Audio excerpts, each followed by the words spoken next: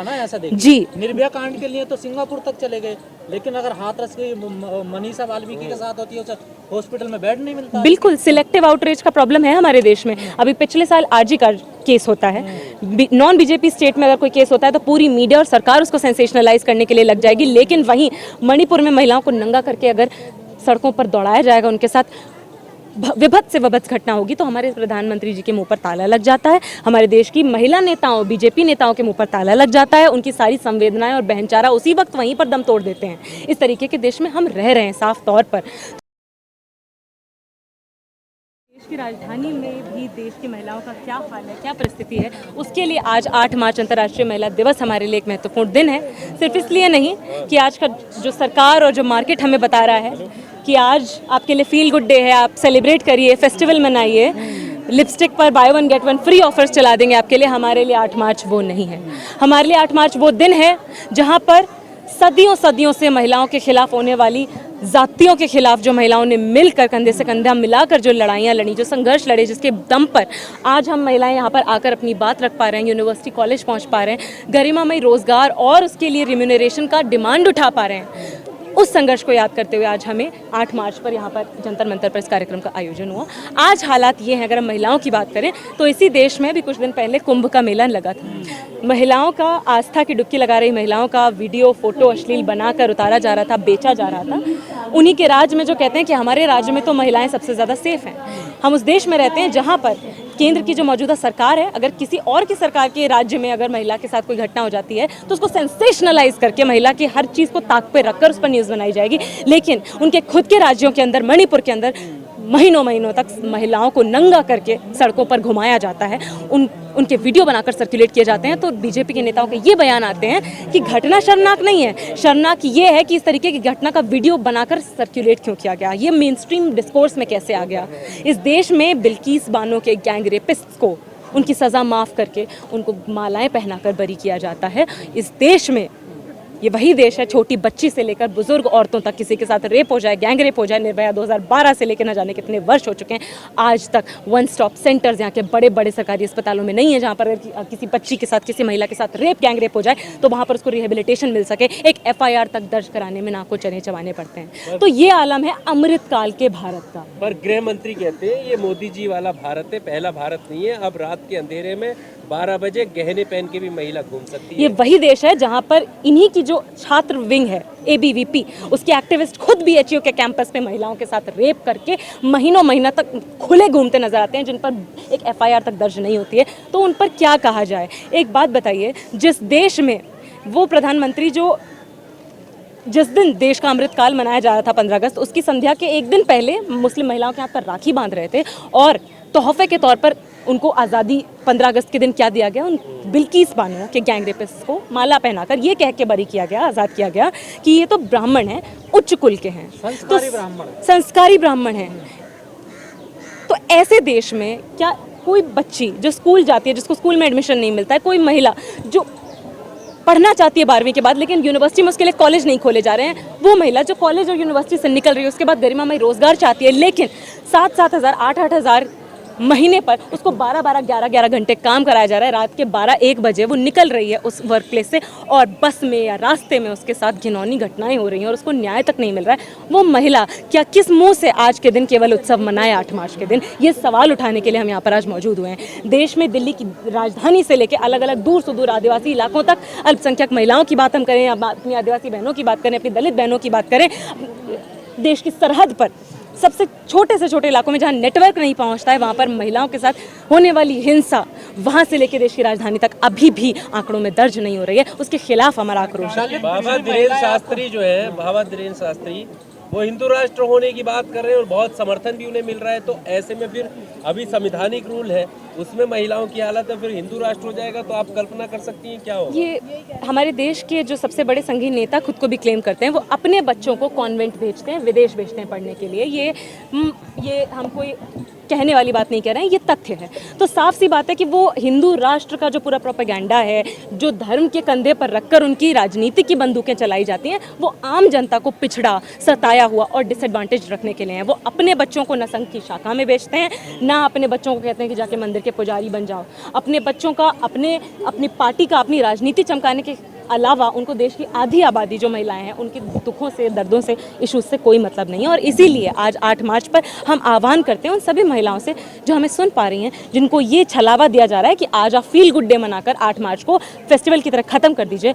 हमारा ना ये इतिहास है, ना ये हमारा आज के लिए केवल फील गुड महसूस करने का दिन है। आज हमें अपने पुराने संघर्षों को याद करते हुए, नांगेली को याद करते हुए, ये वही देश है, नांगेली ने अपना स्तन काट कर राजा को दिया था, ब्रेस्ट ब्लाउज पहनने का अधिकार नहीं था, स्तन ढकने का अधिकार नहीं था। उन महिलाओं के संघर्ष के कारण पिछड़ी महिलाओं ने, दलित महिलाओं ने पढ़ने का अधिकार, स्तन ढकने का अधिकार, इस तरीके के बुनियादी अधिकार हासिल किए। आज के भारत में तो देखिए मुख्यमंत्री से लेकर राष्ट्रपति तक बन रही हैं महिलाएं। उनके मुख्यमंत्री, राष्ट्रपति और नेता बन जाने से इस देश की बहुसंख्यक आबादी के जो लिविंग स्टैंडर्ड्स हैं, उनका जो right to work space, safe work space है, उनका जो राइट अगेंस्ट सेक्सुअल हैरासमेंट है, उस पर कोई फर्क नहीं पड़ रहा है। इस देश की शीर्ष महिलाएं, अभी कुछ हम महीनों पहले की बात करें, पिछले सालों में यहाँ पर देश के रेसलर्स, जिनको सशक्त महिलाएं माना जाता है, वो यहाँ पर तलवे रगड़ती हुई हमें कई महीनों तक दिखाई पड़ी। उनको नाको चने चबवाए हमारी सरकार ने। इस देश की शीर्ष इलाहाबाद हाईकोर्ट की जज ने अभी पिछले साल की बात है, सुप्रीम कोर्ट चीफ जस्टिस को लेटर लिखा कि मैं सुसाइड करने के लिए परमिशन मांगना चाहती हूँ, सेक्सुअल हरासमेंट के खिलाफ लड़ कर मैं थक गई हूँ। तो देश की जब शीर्ष महिलाएं भी जो न्याय चाहती हैं, बराबरी चाहती हैं, उनकी ये हालत है बराबरी के संघर्ष में, तो इस देश की सबसे हाशिए पे रहने वाली महिला, सबसे गैर बराबरी के निचले पायदान पर जो महिला है, जो बच्ची है, उसकी हालात बद से बदतर आए दिन हो रहे हैं। और उसके खिलाफ हमारे लिए, बेहतर समाज के लिए, बेहतर अधिकारों के लिए हमें एक साथ मिलकर बोलने और उसके लिए संघर्ष करने की ज़रूरत है। और इसके लिए हर महिला को जुटना पड़ेगा। अगर हमें इस खराब हवा से तकलीफ है तो उस हवा को साफ करने के लिए, उस समाज को साफ करने के लिए हर महिला का, हर व्यक्ति का योगदान, कंट्रीब्यूशन लगेगा। और इसी के लिए 8 मार्च हमारे लिए वो दिन है संघर्षों को याद करने का, नए संघर्षों के लिए एक साथ मिलकर संकल्प लेने का। आज के भारत में आपको नहीं लगता दलित और पिछड़ी महिलाएं आसान टारगेट हैं शोषण करने के लिए? देखिए, हमारे देश में आम जनता के बीच में बराबरी नहीं है, बहुत गैर बराबरी है, और महिलाओं में भी बहुत गैर बराबरी है। वो महिला जो नेता हैं, एमपी हैं, वो महिला जो कॉर्पोरेट घरानों से आ रही हैं, उनकी लिविंग स्टैंडर्ड्स में, उनके सेफ्टी में, उनके राइट अगेंस्ट सेक्सुअल हैरासमेंट में, और इस देश में जो डोमेस्टिक वर्कर की तरह महिला काम कर रही है, जो महिला फैक्ट्री में काम कर रही है, और जो दलित महिला किसी के खेत पर काम कर रही है, उसकी उन दोनों की जिंदगियों में कई उम्रों का अंतर है, कई सदियों का अंतर है। आज भी इस देश में हर कुछ मिनट पर एक दलित महिला जो किसी के खेत पर काम कर रही है, उसके साथ रेप होता है, और उसको एक्नॉलेज, उसको इसका इल्म नहीं महसूस होने दिया जाता कि तुम्हारे पास एक अधिकार है उसके खिलाफ बोल पाने का, उसके खिलाफ न्याय हासिल करने का। अपनी ही दिहाड़ी हासिल करने के लिए जब अगर वो पैसे मांगने जाती है, तो उस दलित महिला के साथ, उस आदिवासी महिला के साथ, अभी हमने कुछ दिन पहले ही केस आया है कि एक महिला पुलिस थाने जाती है न्याय मांगने कि मेरे साथ रेप हुआ है, वहाँ पर पुलिस कांस्टेबल, पुलिस प्रशासन द्वारा उसका दोबारा रेप होता है। इस देश में हम आज भी रहते हैं। अभी महिला को अगर कहीं शोषण होता है, उसको न्याय दिलाने के लिए तमाम लोग खड़े हो जाते हैं, लेकिन दलित पिछड़ी महिला के लिए तो कोई आता ही नहीं, खबर ही नहीं बनती है। वो तो आपकी बात सही है, साथ ही ये बात भी सही है कि अगर सिर्फ अपर कास्ट का ही मामला नहीं है, अपर कास्ट में भी आज बहुत सारी महिलाएं ऐसे जी। निर्भया कांड के लिए तो सिंगापुर तक चले गए, लेकिन अगर हाथरस की मनीषा वाल्मीकि के साथ होती है, उसे हॉस्पिटल में बेड नहीं मिलता। बिल्कुल सिलेक्टिव आउटरीच का प्रॉब्लम है हमारे देश में। अभी पिछले साल आरजी का केस होता है, नॉन बीजेपी स्टेट में अगर कोई केस होता है तो पूरी मीडिया और सरकार उसको सेंसेशनलाइज करने के लिए लग जाएगी, लेकिन वहीं मणिपुर में महिलाओं को नंगा करके अगर सड़कों पर दौड़ाया जाएगा, उनके साथ विभत्स से विभत्स घटना होगी, तो हमारे प्रधानमंत्री जी के मुंह पर ताला लग जाता है, हमारे देश की महिला नेताओं, बीजेपी नेताओं के मुंह पर ताला लग जाता है, उनकी सारी संवेदनाएं और बहनचारा उसी वक्त वहीं पर दम तोड़ देते हैं। इस तरीके के देश में हम रह रहे हैं साफ तौर पर। तो इसीलिए आज हम महिलाएं किसी भी तौर पर केवल उत्सव मनाने का दिन नहीं मान सकते। 8 मार्च को हमारे लिए हर दिन संघर्ष का दिन है, हर दिन महिला दिवस है, हर दिन वो दिन है जब हम अपने अधिकारों के लिए एक साथ मिलकर अपने साझे संघर्षों को मजबूत करें। हमने देखा ना इसी दिल्ली में जो प्रगतिशील महिलाएं अपने आप को कहती हैं भी, वो वो कुछ ही मुद्दों को सिलेक्ट करती हैं महिलाओं को लेकर, वो सबको एक समान नहीं देखती। उस सिलेक्टिव आउटरीच से भी हमें बचने की ज़रूरत है। साफ सी बात है कि अगर मैं अपने क्लासरूम में, हम छात्राएं अपने क्लासरूम में केवल एसी लगवा देने या हमारे ही कॉलेज के अंदर सेफ्टी पर के इशू पर लड़ती रहेंगी, तो उन इलाकों में जहाँ पर हमारा भी जाना होगा और वो सेफ़ नहीं है, वहाँ की महिलाएं सेफ़ नहीं है, तो वहाँ जाने पर हम हमारी सेफ्टी, हमारी सिक्योरिटी, हमारे प्राइवेसी पर भी इंक्रोचमेंट होगा। साफ सी बात है, गंदी हवा में हम सांस लेंगे तो उसका असर हम पर भी होगा। तो समाज में जो सबसे कमज़ोर महिला है, चाहे वो दलित महिला हो, गरीब महिला हो, आदिवासी महिला हो, अल्पसंख्यक समुदाय की महिला हो, उसके हक के लिए जब तक हम नहीं बोलेंगे, हम महिलाएं, बाकी महिलाएं भी उसी समाज में रह रही हैं, उस तरीके के समाज में उसका जो बुरा असर महिलाओं पर पड़ता है, वो एक ना एक दिन कहीं ना कहीं आप पर भी पड़ने का संभावना हमेशा ही बनी रहेगी। सरकार के जो दावे हैं कि बेटी बचाओ बेटी पढ़ाओ और बहुत सारी वो जो घोषणाएं करती हैं बजट से लेकर अपने कार्यक्रमों में, बजट में हर साल कटौती हो रही है। इस साल भी निर्भया फंड में फिर से कटौती हुई है। 2012 से लेकर आज न जाने कितने वर्ष हो गए निर्भया कांड को, आज भी देश के राजधानी के बड़े अस्पतालों में आपको वन स्टॉप सेंटर नहीं मिलेगा। जस्टिस वर्मा कमेटी की जो गाइडलाइंस थी वो तलवे घिस जाते हैं महिलाओं के आंदोलन के, उनको लाने में, उनको इम्प्लीमेंट कराने में, लेकिन किस तरीके से वो गायब हो जाती हैं। वो इस तरीके के जब केसेस हमारे सामने आते हैं तब हमें पता चल जाता है कि किस तरीके से, जब एक FIR भी दर्ज नहीं हो रही है महिलाओं के खिलाफ की घटनाओं पर, किस अमृत काल में हम जी रहे हैं, हम जान रहे हैं। आज भी देश का जो अमृत उद्यान जिसको कहा जा रहा है, मुगल गार्डन, वहाँ पर 200 रुपये में एक महिला को, दलित महिला को सीवर के अंदर घुसेड़ दिया जा रहा है सफाई करने के लिए।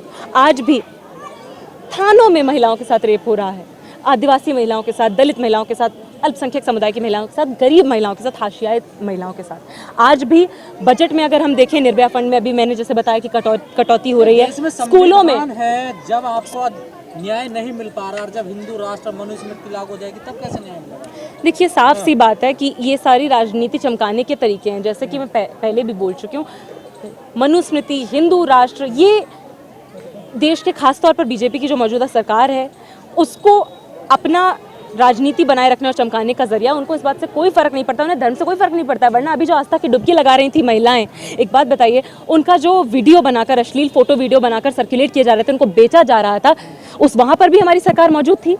वहाँ पर योगी जी की सरकार थी। कहा जाता है कि वो तो उन्होंने कार्रवाई की, कहा बिल्कुल ही से उसी प्रदेश में BHU के अंदर ABVP के छात्र, खुद ABVP के छात्र गुंडे, जो समझ लीजिए, रेप कर खुली तरीके से घूमते हुए, बिना किसी FIR दर्ज हुए, आराम से घूमते हुए हमने देखा है उन्हें। तो महिला भी तो संस्कृति को ढो रही है ना जबरदस्ती। देखिए जहाँ उनके साथ ऐसा हो रहा है। देखिए, हम एक ऐसे देश में रहते हैं जहाँ पर पहले से ही विक्टिम को बहुत विक्टिम ब्लेम किया जाता है। क्या सरकार के प्रयासों से ही महिलाओं की स्थिति सुधरेगी? जी नहीं, हम सरकार के प्रयासों के भरोसे बिल्कुल भी नहीं है। इसीलिए आज 8 मार्च को हम यहाँ पर देश के अलग अलग कोनों से, सरकारी स्कूलों से, ओपन लर्निंग से, यूनिवर्सिटी से, अलग अलग इलाकों से महिलाएं यहाँ पर आई हैं अपनी आवाज़ उठाने कि हमारे लिए केवल उत्सव का दिन नहीं है। हम संघर्षों की ही दम पर आज खड़े हैं कि हम पढ़ पा रहे हैं, घर से बाहर निकल रहे हैं, हम अपने अधिकार मांग पा रहे हैं, और सरकारें लगातार दमन करके उन अधिकारों को खींचने की, वापस लेने की कोशिश कर रही हैं, लेकिन हम वो बर्दाश्त नहीं करेंगे। कंधे से कंधा मिलाकर हमारी अपील है कि देश की हर महिलाओं के लिए, बेहतर समाज के लिए, बेहतर अधिकारों के लिए, बेहतर जन जीविका और जनवाद के लिए एक इस साझे संघर्ष में अपना योगदान दें और बेहतर समाज महिलाओं के लिए, सभी के लिए बनाने में अपना बहुत महत्वपूर्ण रोल प्ले करें।